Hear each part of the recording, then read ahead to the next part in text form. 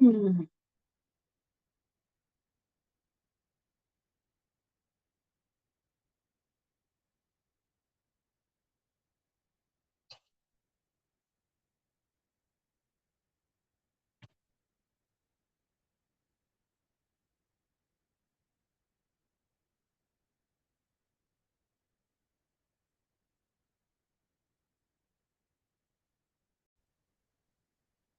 Thank you.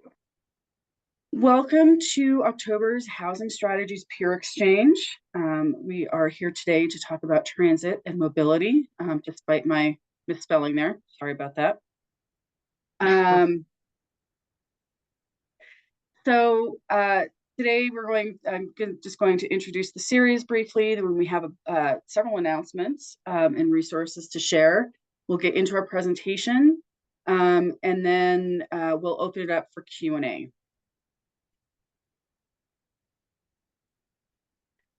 So this program we started back in May. And so myself and Mitch Hendrick, who's part of the IHOP program, and Robin DeFalco with the local planning capacity grants, have put this series together to create a space to share the different strategies that communities are using to address the housing issue here in Colorado. So it gives an opportunity for you guys to learn from one another. And we have a different topic each month on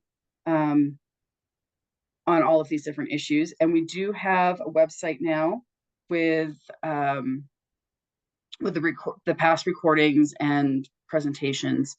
And maybe Robin or Mitch could put that in the chat for me.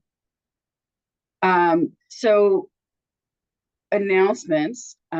DOLA is hiring, so you can come and join our wonderful team. I might be slightly biased, but I do think that we are one of the best teams in DOLA. So we have several new positions actually that we are going to be hiring for. 2 positions for data analysts and 3 openings for planners. And I believe Robin is putting the link for that in the chat. And then we wanted to share some additional resources for all of you.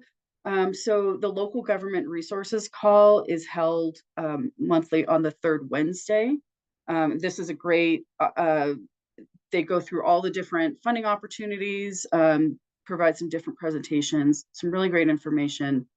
And even if you're not able to attend that, they do send an email out afterwards with all of the presentations, the video, and notes. So it's a really great resource.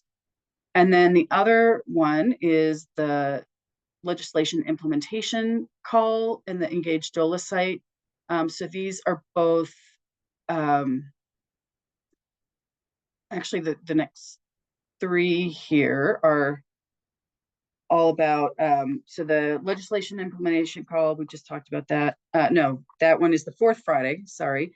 So that one will provide some, it's another recurring meeting that will be covering the tools and resources being developed by DOLA to support local governments on the new land use laws passed in 2024. So they'll present some new tools, and it'll be a good venue for local governments and experts to share resources and provide comments. Engage DOLA is another website and the 2024 land use housing legislation page. These are both additional resources about those new land use, the new land use legislation. So really great resources for those as well. And then Mitch and Robin and I have been talking, and we wanted to provide some more opportunities for all of you to chat and get to know one another a little bit better. And so we're going to start including some networking opportunities in these sessions. And so what that's going to look like is we're going to, at the start of every session, we're just going to break everybody out into breakout rooms where you'll have a chance to introduce yourself to one another and hopefully start building up some networks. So we're going to start that next month. And then in December, since it's right before the holidays and everybody's busy, we thought we would just do a whole session that's just networking. So it's kind of be sort of like a speed networking kind of thing where we'll just kind of put you in these different breakout rooms. You'll have 5 to 10 minutes or so to chat amongst yourselves, and then we'll swap rooms. So it'll be a little bit chaotic, but hopefully it's a lot of fun and you can get to meet a lot of people. All right. And then, so coming up next month, November 21st, will be a presentation on the new model code. Mitch, do you want to say anything more about that now?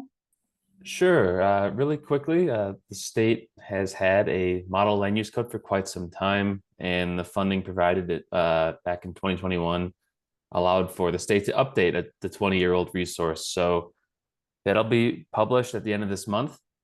We've got a model land use code now called the Template Land Development Code, available for counties and municipalities, kind of small to medium size, along with a guidebook. So Don Elliott from Clarion will be presenting next month.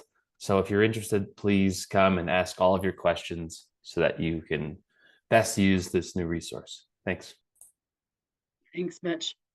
So then, as I said, December will be our just a fun networking event, and then we are working on the topics for January and February. We've got plenty of ideas, so we'll get those finalized and get that information out to you soon. So, oops, today I did not update my slides as well as I should. So today we're going to be talking about mobility and transportation, but what that looks like in different contexts, because we're all pretty familiar with what TOD, transit-oriented development, or transit-oriented communities. We tend to think of those more urban settings where you've got, the light rail stations. But it can look very different when you get out to the suburbs or up into the mountain communities. And so we're going to have two speakers today, Sarah Catanzarite from the town of Fraser, and Stephen Crunchier from Maker Housing Partners, who's going to be talking about the Alto development in Westminster.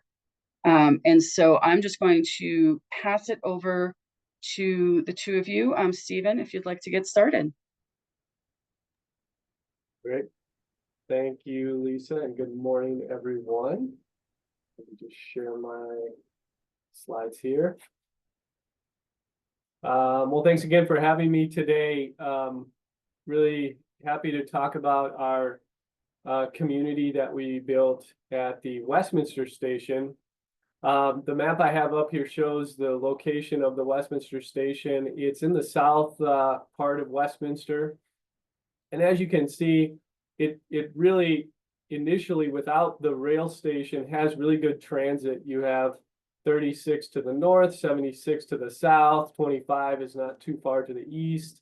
And then you have the main corridor of Federal Boulevard running just on the east side of the station area where you have bus lines. So there was already pretty good access to transit, either with your own car or with bus transit. And then in 2017, they completed the station and started service to this area. Currently, it is the first and last stop of this line. So long-term vision is it will actually connect to Boulder as well. It will continue following that 36 corridor all the way to Boulder, which will be great. But right now it is the only stop on the line, so it's direct connection to Union Station.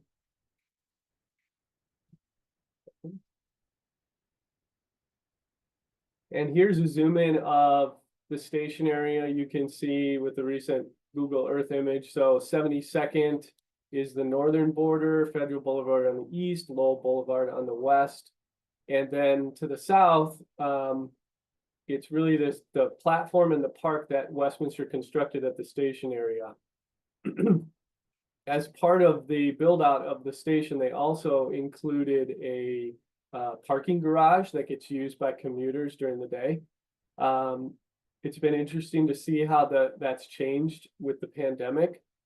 Initially, the station was very well used. The parking garage was almost full most days. Now you have maybe about half of the garage full on a given workday. Additionally, there's some parking on the other side of the station. There's a small parking lot here, so some residents do use that to park and take the train as well. Our property is located right here. If you can see where my cursor's highlighted there, this U-shaped building. This is a project that we constructed starting in 2016 and was completed in early 2018. It is both a residential community as well as our home office. So we relocated our entire home office from Commerce City to this location. The station area was back in 2017. It was approved by City Council, approved the station area master plan, which incorporated new zoning and into the station area. This is a process that had been underway for about 6 or 7 years prior to my tenure here at Maker Housing Partners. We actually, in 2008, began purchasing properties in the station area in anticipation of the opening of the station, the expanded zoning of this area.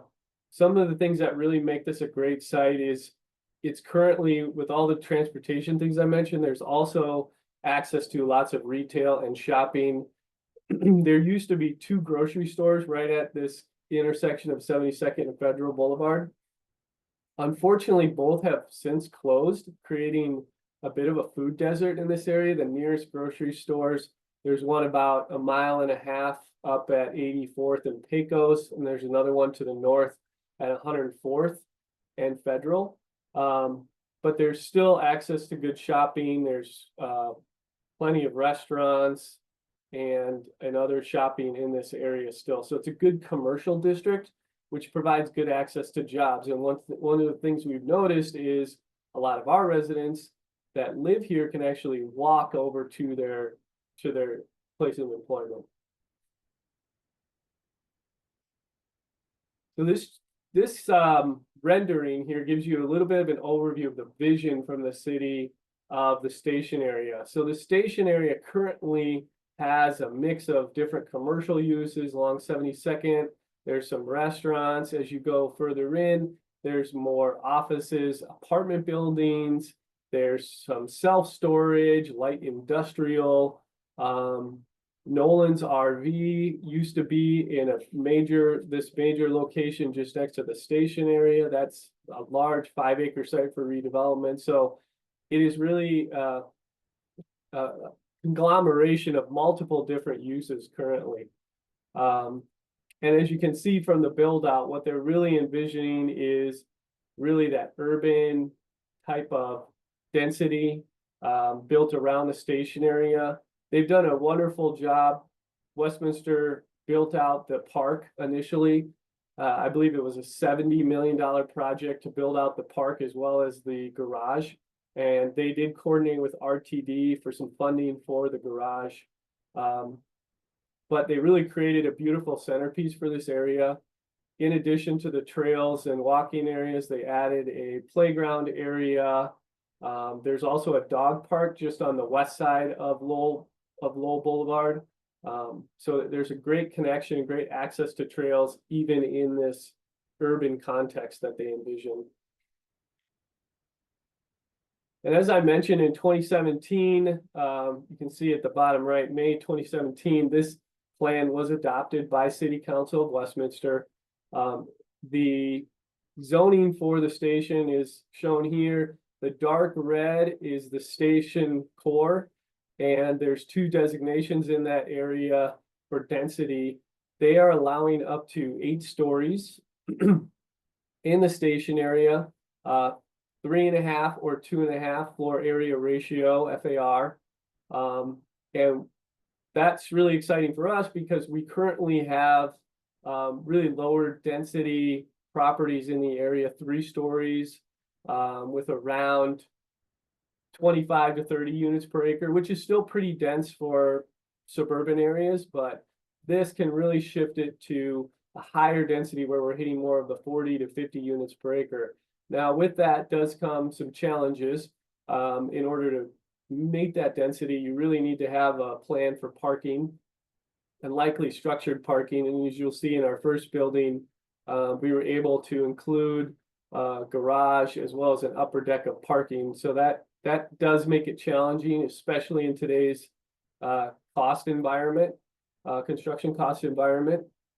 And then as the other thing that the city envisioned in their plan is as you go to the north, they wanted to see, and the east along Federal, they wanted to see more commercial uses.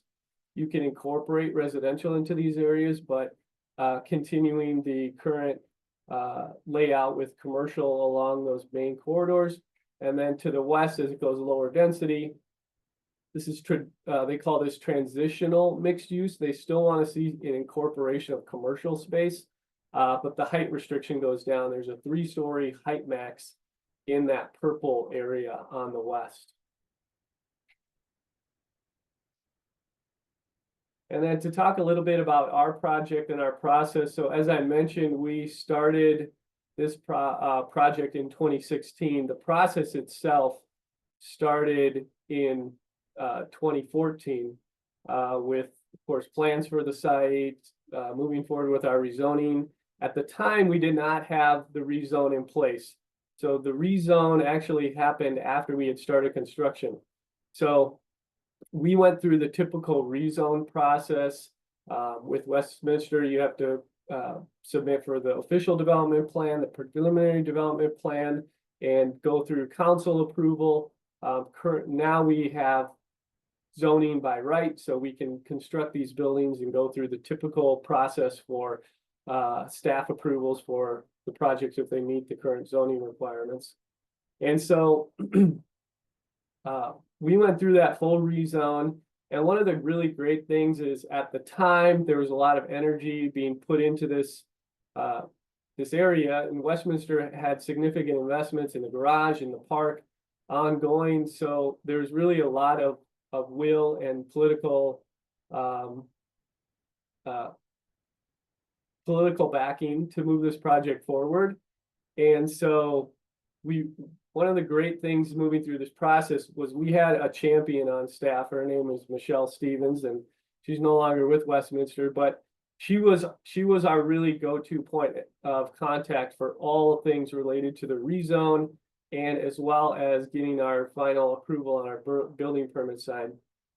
And I mention that because, you know, we've been through now a handful of new construction projects, several other renovation projects, and oftentimes we run into issues where the departments are segregated. So you're waiting on fire, you're waiting on engineering, you're waiting on planning. The great thing that Westminster was able to do in this project is empower Michelle, say, hey, you're the point of contact. If there's anything holding us up, you're empowered to move it along, to reach out to that department and make sure things continue to move along the process.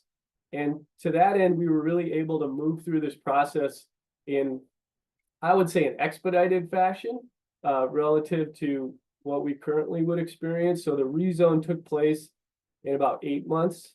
Then the building permit review process took about 6 months.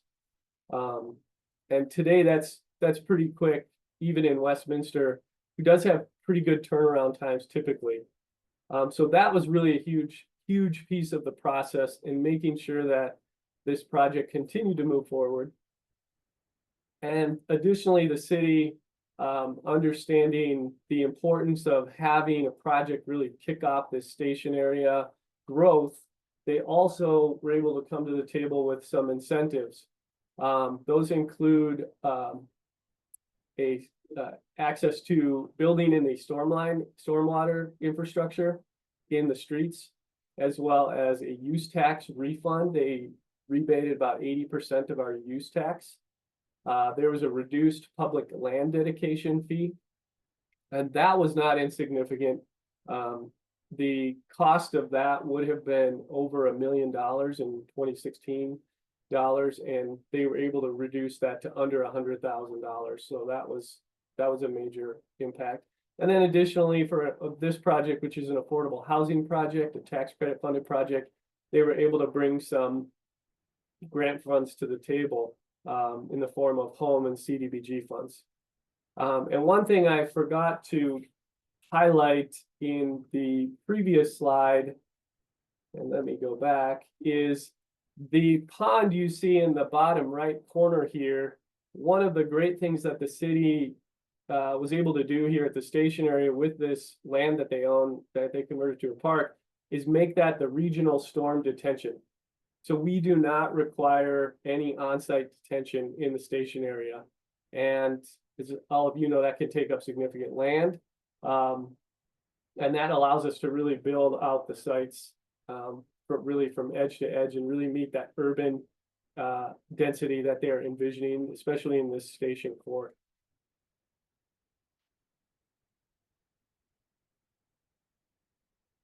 And here's a picture looking at the front of the building. It's a 5-story building at the front. We were able to build it into the grade, which actually fit perfectly for the heights of our parking garage and to incorporate the upper parking deck, which I'll show you in a minute here. And so the first story is all concrete. It's from floor to floor, it's 16 foot. So that allows for that commercial height. We have our offices located here on the east side on the first and second floors along Federal Boulevard. We have about 11,000 square feet. And then there's about an additional 6,000 square feet that is located along 71st Avenue. That is space that we leased out. There's 70 units of residential. It's all affordable housing. It's all low-income housing tax credit funded and income restricted. And we have 123 parking spaces. And one of the other interesting things we were really able to work with Westminster on and be innovative on was a shared parking formula. So this was a first of its kind project, especially in Westminster, mixing in the commercial and the residential, trying to factor in this location with the transportation, how much parking will be needed. 123 spaces for 70 units is still a decent amount of parking. But factoring in the almost 18,000 square feet of commercial space, you have an additional need for office users. We alone have over 40 staff that go to this office. Then, you know, the other commercial uses, which we didn't know who they would be at the time. So factoring in another 60, 70 spaces of need during the day. We're able to use actually a formula from another project that was in Lakewood that our design team had worked on. And being conservative, adding the number of spaces you would need for units, and then taking a percentage of those for people who would drive to work or go to school or leave during the day. Some would not, some would stay home. Maybe they leave their car parked and take the public transportation. And in doing so, we were able to come up with a formula so we didn't have duplicative parking. I can tell you today, on the busiest days, we still have probably 20 to 25 spaces available. And especially in the evenings and weekends when it's only residential, that number is probably closer to 30 to 40 spaces, depending on the occupancy and who's living there at the time. So based on this, we've had some great discussions with Westminster about future projects and how we could collaborate on reducing parking. And as you all know, parking is very expensive. Here's the upper deck of the parking lot.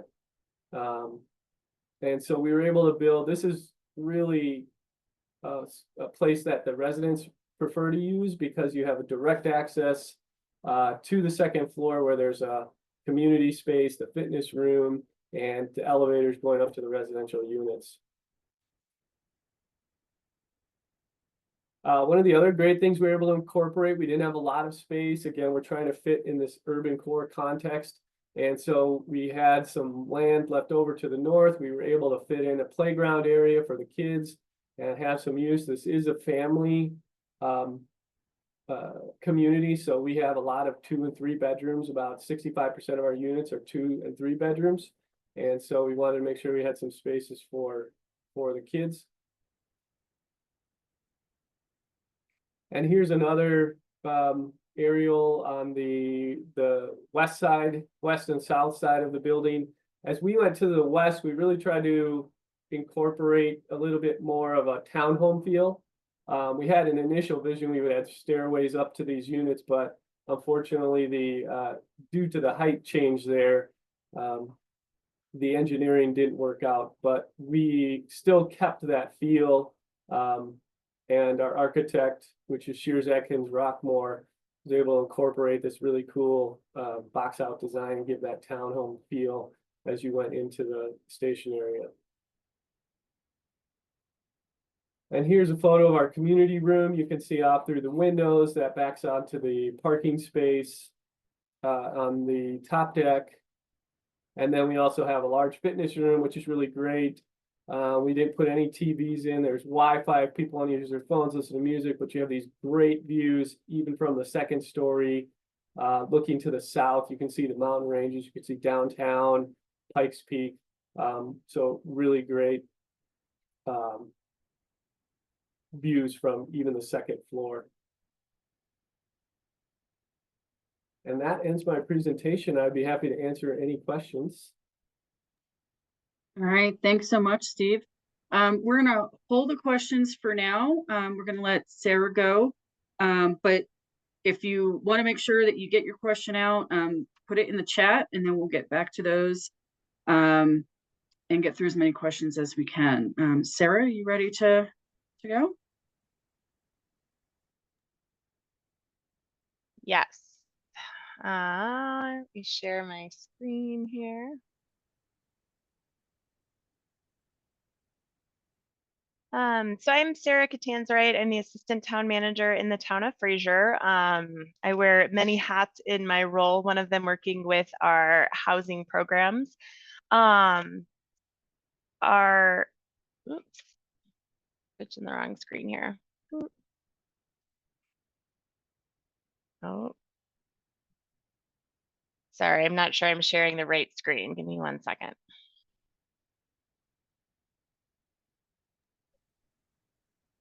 Technology is great when it works. Yes. What screen are you seeing? Do you see St. Louis Landing? Yes. Okay, it is correct then. Okay. So we have a workforce housing project that when fully built out is meant to be approximately 200 units.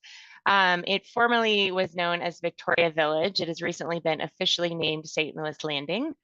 So here's some sketch designs of the buildings that are going in, and you can see the conceptual on the right here. So at full build out, the intention at this point is to have 5 multifamily buildings for largely rental. There might be some condos in phase 2. Phase 1 is focused on the 3 buildings towards the bottom. Building D here in the corner is potentially going to have a little postal annex kind of cafe type shop in the front of it.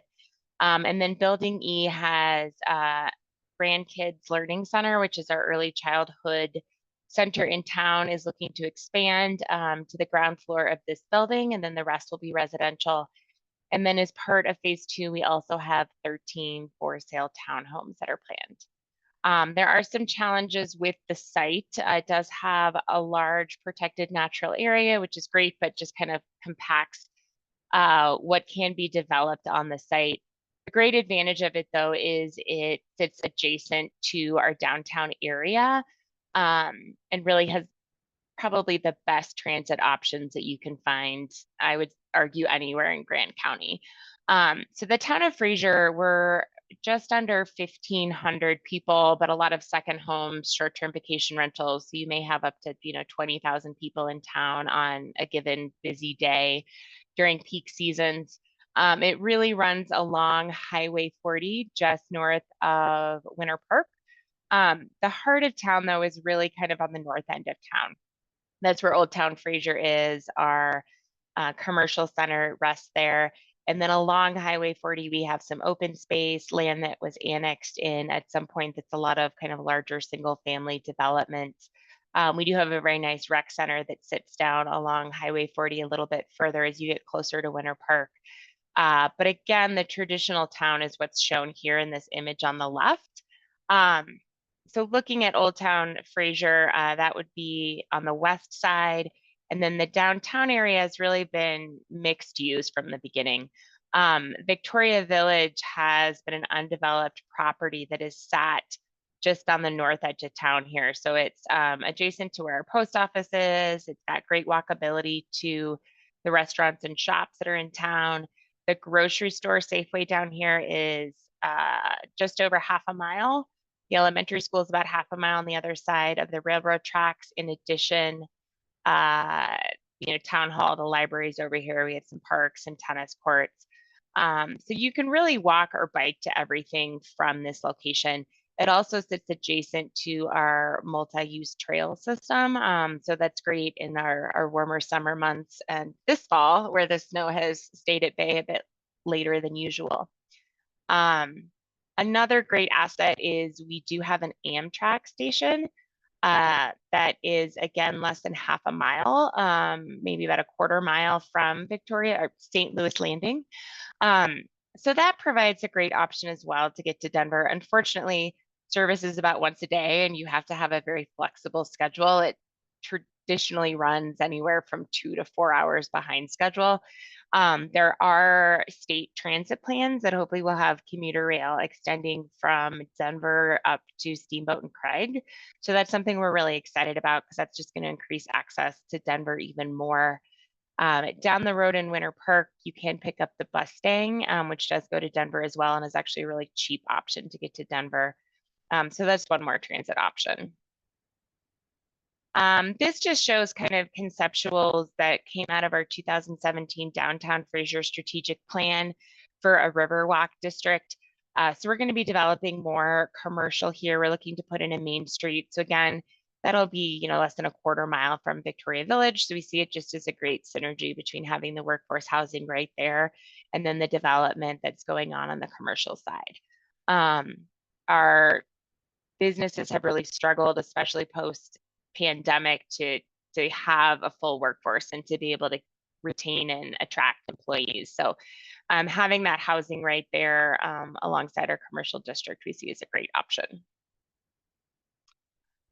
This just kind of shows you a little bit of a zoomed out. The star here is Fraser. Winter Park is just up the road, and then further down the road in the other direction is Granby. And then just up from Winter Park is the Winter Park Resort, which is a huge employer and draw in the region. So one of the great assets we have in the community and that this project will really benefit from is our free Lyft bus service. So this runs, I believe it's 11 different lines. It was created largely to benefit the resort, so skiers as well as employees for the resort. But it does provide local service as well. They've just finished a 5-year plan for the Lyft. And one of the things that kind of repeatedly came through as a theme was that balance between serving the resort and serving local needs and trying to further expand service for local residents. So we're really excited. The black line that runs through Fraser and is the only local line that runs year round outside of ski season, in addition to a regional line that runs from Winter Park to Granby. The Black Line Lyft service is going to be expanding to run every 15 minutes during peak season and 30 minutes off-season days. Currently, it's a half hour during peak season and every hour off-season. So we'll be excited to have that expanded service. There is going to be a bus stop right here in the center of the project. So with the Lyft and just the access to town, the walkability, the bikeability, having those options to get down to the Front Range via the Mustang and the Amtrak, I think Victoria Village is one of the best locations in the valley to attempt to get by without a car. It really is a difficult place once you get outside of this kind of valley floor where Fraser and Winter Park sit. And if nothing else, I think it makes it really feasible for maybe a 2-person household to get by with one car. Something that we don't have in Fraser, we don't have any sort of like Lyft or Uber or shared car service. I would love to see something like that developed in the near future because I think it would make it that much more feasible to largely rely on walking and bus service and biking to get around, and then to have that option when you wanted to get to a trailhead, or, you know, you had a bunch of groceries or something like that, where it made it a little more difficult to rely on public transit. The Lyft bus service is funded through different IGAs with the town of Winter Park and the town of Fraser. And then we do have a sales tax that largely funds it. The town of Fraser has a 1% sales tax that goes towards transit trails and capital projects. And then in the town of Winter Park, that's a 2% sales tax to fund that. So that allows us to offer it for free. It does operate on a budget of a little over $4 million a year. Ridership numbers have been climbing back up post-COVID. They definitely went down during COVID. But in 2023, they were 434,526 riders. They operate 24 full-size buses. Again, there's 10 local fixed route, 1 regional route that goes to Granby. There's a resort shuttle, and then there's also, the buses are fully ADA accessible, but there's also a paratransit shuttle service. So those with disabilities that are further off that main route can call if they've registered for that service, and they can use that service for free as well. So it's pretty comprehensive, again, within that kind of Winter Park, Granby right here along the valley floor. It does get trickier if you're trying to get further afield, and definitely is trickier for those of us that live in parts of unincorporated Grand County or just further out in the county. Because of the high cost of living in Winter Park and now Fraser and even Granby, more and more people are living further out. And so this transit and expanding those transit routes become more and more important, because currently it's just not feasible for a lot of people in the county to not have a car. So that said, we are very excited that this project does sit where it does and allow for that walkability and bikeability, and to have that free bus service right there. And so if you are working within the towns of Winter Park, Fraser at the resort, it really is a feasible option. And that is more or less in a nutshell what I had kind of prepared just about the project, but I'm definitely happy to answer any questions that folks have. All right, thank you both so much. So as the program manager for Strong Communities, one of the things that we were looking for with their infrastructure grantees was projects that were within an urban core or had TOD components. And it was really interesting for us to see how that transportation model changed when you're looking at more of these rural areas. So thank you for sharing that. All right. So we have one question here in the chat. Please feel free to raise your hand or unmute yourself to ask additional questions.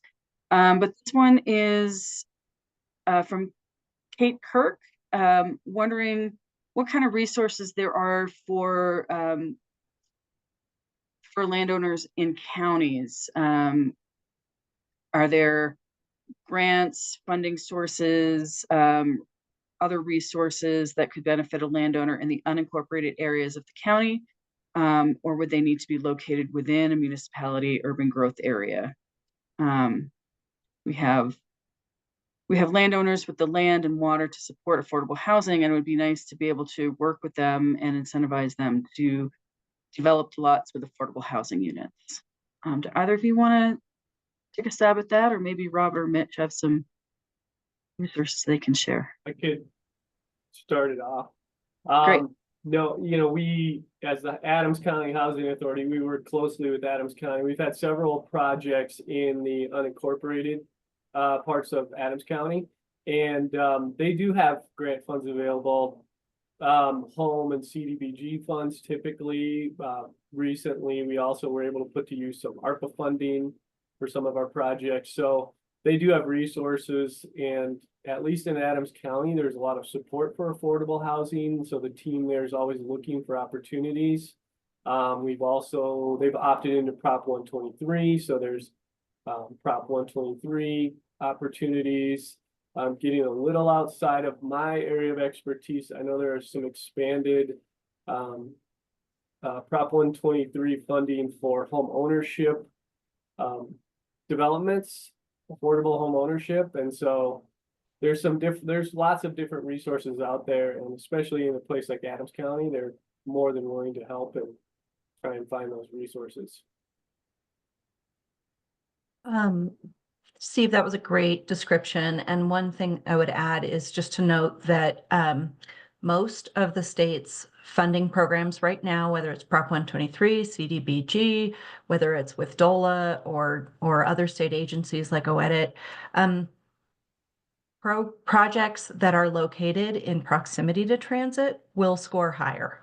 So it doesn't mean that a project that isn't near a transit line or a transit center would not be eligible, but it is going to boost your project if it is near transit in terms of the scoring.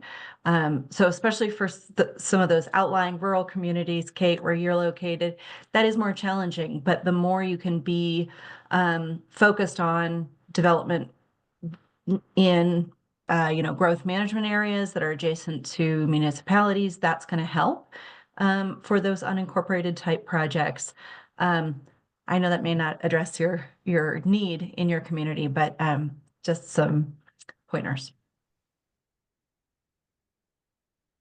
And there are some funds available through the U.S. Department of Agriculture for rural development. So depending on where you are, that might also be a resource. Kevin. Hi, thanks so much for the presentations. I would just piggybacking off what Robin just mentioned, just a question on that about scoring for projects adjacent to transit. I'm just curious, when DOLA sort of does those analysis or reviews, obviously you're doing it relative to other projects that you have at that time, and if there are two projects and one is half a mile and the other one is 0.4 of a mile, like how would you, like would the one that's a little bit closer score higher, or is that, I'm just kind of curious how you would look at that. I think it depends on the program and what else the projects have going for them, because there are so many different factors that weigh in on those. Of course, yeah. I was just curious, just when you're for the proximity to like a transit stop, would you, excluding all the other factors that you look at, would you just give those the same amount of points under proximity to a bus stop, or do you have, maybe that's hard to answer?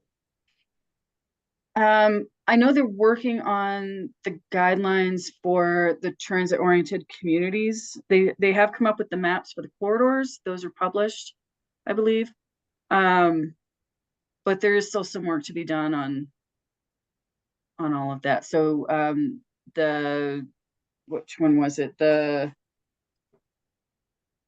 legislation implementation call that's on the 4th Friday. So next Friday might be a good resource to check out. And that link was in the chat earlier. Cool. Thank you so much. Yeah. All right, it looks like Ben added some information here to Katie's question. Recommend thinking about utilizing the newly created County Revitalization Authority powers. So thank you for sharing that. That's a great resource to know about. And Robin shared one of the USDA's funding programs that is currently open. And then we have a question from Renata for Steve. What is the name of the housing of the affordable housing development located near Westminster Station? What were the AMI levels for the development? Yeah, the name of the project is Alto Apartments, ALTO. The AMIs range from 30 to 60%. We have some project-based vouchers that we ate, to be specific, out of the 70 units for most of those 30 and 40% units. Interestingly enough, when we started the project in 2016, we actually had to discount the 60% rents because our market study showed that they weren't supported in that area. That has since changed, and so we would like to develop more 70 or 80% units in the station area with the about 4 acres we still own in that area. But that is a challenge as you're developing in some of these areas, in Denver, where you've got higher rents and you can have nice spread of AMIs as well as market rate communities. We haven't been able to attract market rate communities into the station area. And so we're trying to continue to develop the affordable piece to bring that market level up incrementally, and encourage some more market rate housing as well. Thank you. Welcome. All right, thank you. And then there's another question about grants and programs for small towns and around rural transit. Sarah, do you have any thoughts on that? Like what resources you're aware of? The grant specifically for grants and programs for Yes. small town rural transit. So populations of less than 10,000, or maybe a feasibility study pilot project, from Carolyn. I have not honestly focused on transit grants. Our grants that we've applied for and received have been focused on housing. We've gotten a couple from DOLA through the Strong Communities and the More Housing Now program. And we definitely were highlighting our access to transit in those grant applications.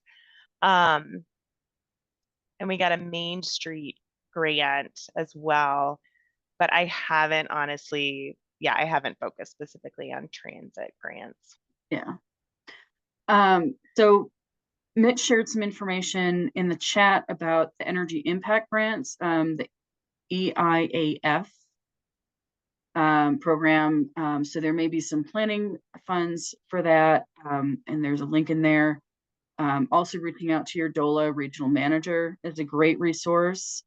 And Andy Hill shared, suggested checking in with your Division of Housing Regional Development Specialist. So one of the great things about DOLA is that we've got people who work around the state who are there to help you find all of these different resources through both the Department of Housing and DOLA overall.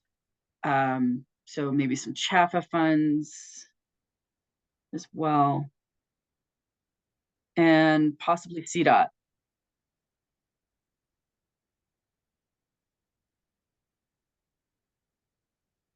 Any other questions for our speakers? Not transit specific from Stephanie Piper, but for micromobility or shared mobility feasibility studies. Something from Dr. Cog, which is the Denver Regional Council of Governments. So looks like that cycle may have just closed, but could be open for more funding later on. So that might be another resource for you to look at, is your regional councils of governments. They may have some other resources around that, especially around maybe aging and, so allowing seniors to stay in their homes and access transit.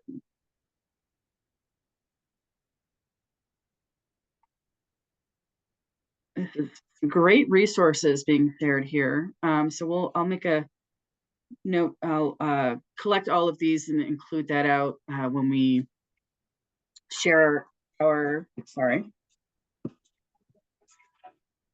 So we'll reach out after the presentation. We'll share some of the slides and all of these resources that have been put in the chat so that you can have them easily.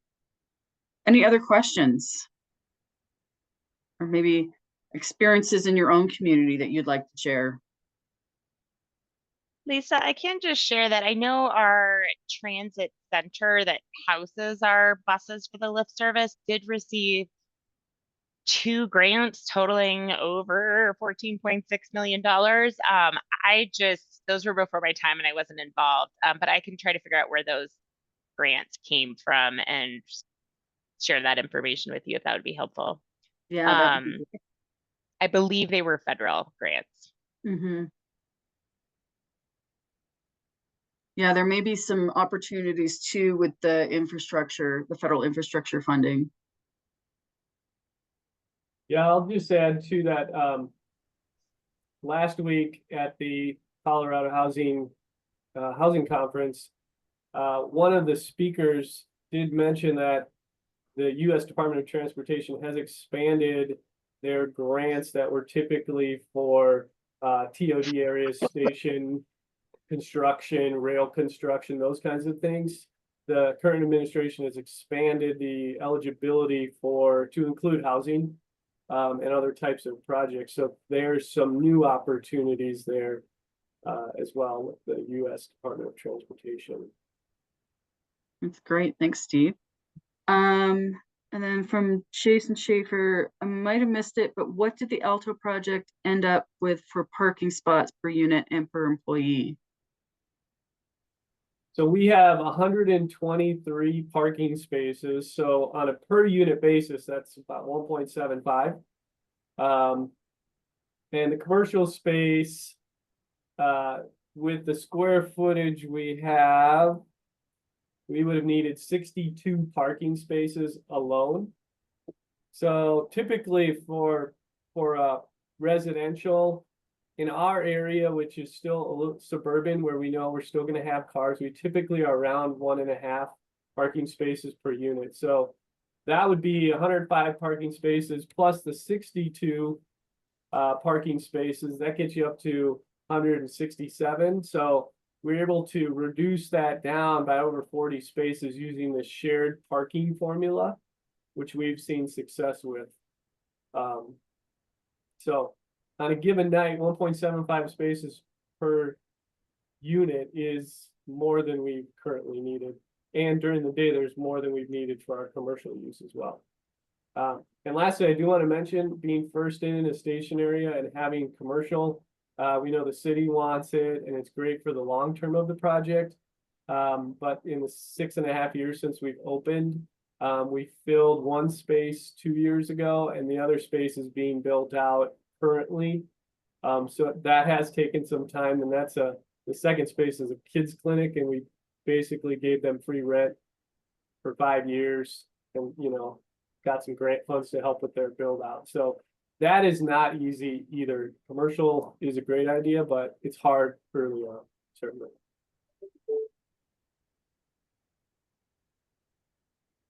All right.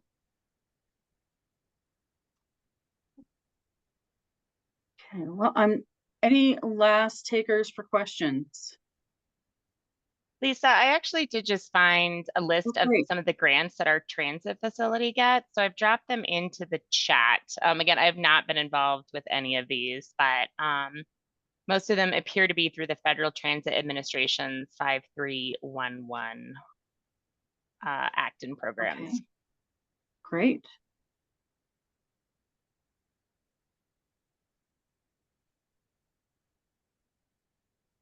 All right. Well, I think we'll end it there. Like I said, I will copy all these resources and share them out with you a little bit later on. So next month, November 21st, 9:00 a.m., model code template with Mitch and Don Elliott. And then December 19th will be our networking event. And then we'll figure out soon what our January event will cover as well. So we'll try and keep all of that. We do have the website as well, so we'll post all of this information there. Just gonna put that here in the chat again. So we try and keep this up to date with upcoming events and dates and things. Mitch. Yeah, I just wanted to share for next month. If you have, thinking about coming next month, talking about your own experiences with your land use code updates or any of your successes or challenges, we might be trying the breakout room thing next month. And we'd like to kind of prime the conversation for you all to share amongst yourselves and with us kind of what experience that you've had with your code and maybe just general questions you have for our team or Don Elliott on the new code that the state will be providing just in a few weeks. Thanks. Thanks, Mitch. All right, well, thank you all so much for joining us. Really appreciate having all of you here today and all of the great questions and resources that have been shared, and we will see you next month. Thank you all. Yeah. Yeah.